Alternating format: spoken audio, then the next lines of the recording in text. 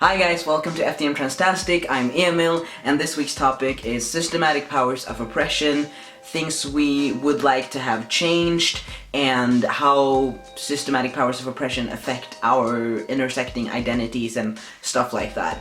This is quite a heavy topic, and I would have liked to have a lot more preparation for this, writing a script, reading it, sort of learning it, and then just speaking with that in mind.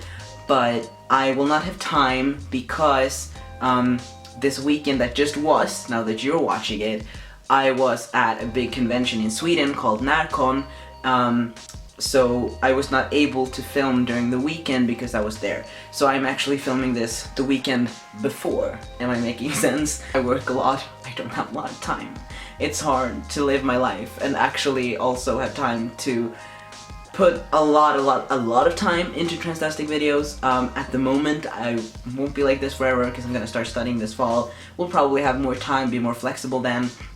But anyway, in this video I just thought I would talk about what I think is important in order to work against transphobia. I mean, this topic is so broad and so complicated. It's also a guest week, which is really cool, and I'm really looking forward to it, and I think the topic is super interesting. It's just really broad, so I'm just going to focus on one thing to make it easier for me with the time that I have to make this video. So, trans people are, systematically oppressed. Trans people are a minority group within society. Transphobia is something that is very integrated into our society, and it's not necessarily intentional, but it prevails and it's very deeply rooted, and not just transphobia in itself, but also cisnormativity and heteronormativity and stuff like that. And if you don't know what that is, you're just gonna have to Google it, because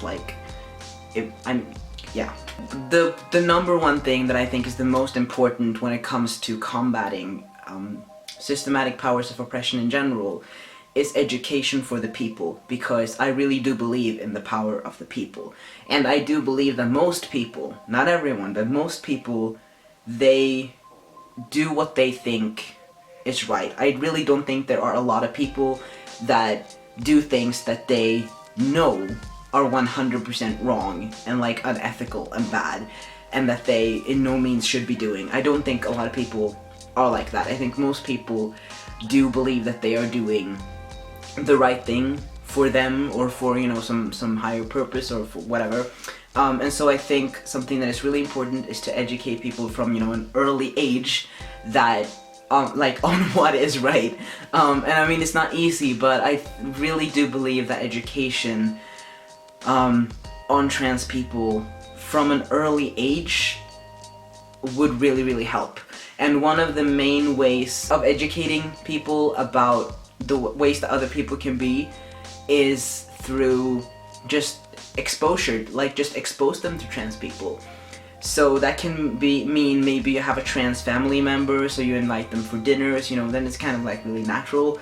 But another way would be to incorporate more trans people in the media, so in children's books, children's movies, not just children's books, but also pre-teen media, teen media, adult media as well, just to portray trans people as people and to portray their experience as natural and okay. Because then not only will we have trans kids that will recognize themselves in this media and be like, holy shit, that's me, and they will feel better, feel less alone. It might spare them a lot of inner turmoil just knowing who they are. It will also teach cis people about trans people and how it can really make them feel, if you read a fictional book about that features a trans character and it really describes how that character feels when they get misgendered, maybe that could help a cis person really understand. Just stuff like that. Just incorporate trans people in the media, I think is just really important in order to educate people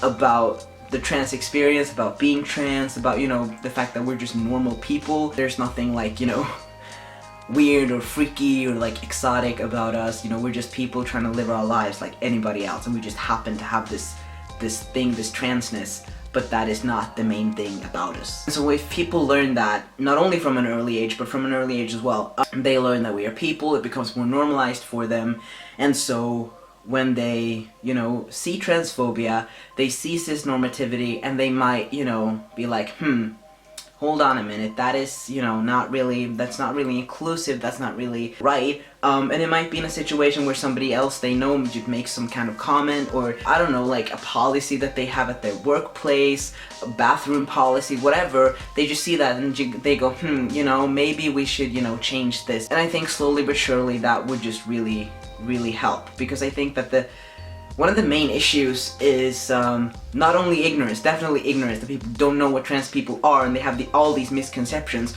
but also the fact that people don't think about the fact that trans people exist. They just don't think about it. They don't remember until somebody reminds them and they're like, oh right. And that's why I think exposure is so important. And all of this, you know, goes towards the goal of eradicating transphobia and cisnormativity. I really do believe that the people, the masses are, I mean, we hold the power to change things, but we need the motivation, we need the means, we need the education to do these things. And education is not just, you know, a college education, high school, blah blah blah.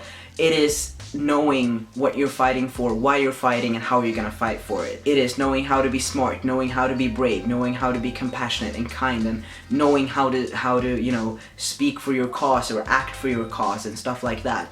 That is the kind of education that I'm talking about. I'm all about, you know, media exposure, education. I'm all about that because I believe, in a way I think I have to believe in the good in people. I have to believe in that in order to stay hopeful. I believe in the good in people. I believe that most people are doing what they think is right.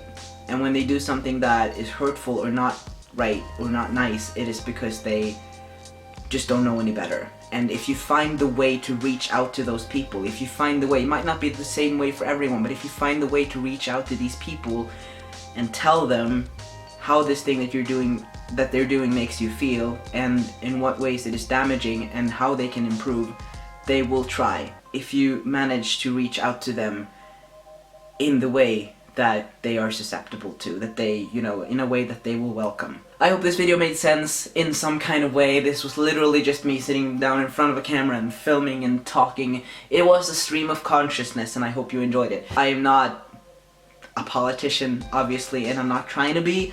I am just speaking my thoughts as a trans person, and I'm hoping that they make sense. Yeah. Really looking forward to the other guys' videos on this topic, to see what people have to say, the spin that, you know, everyone takes on this topic. So yeah, I will just see you next week, and yeah, I love you guys.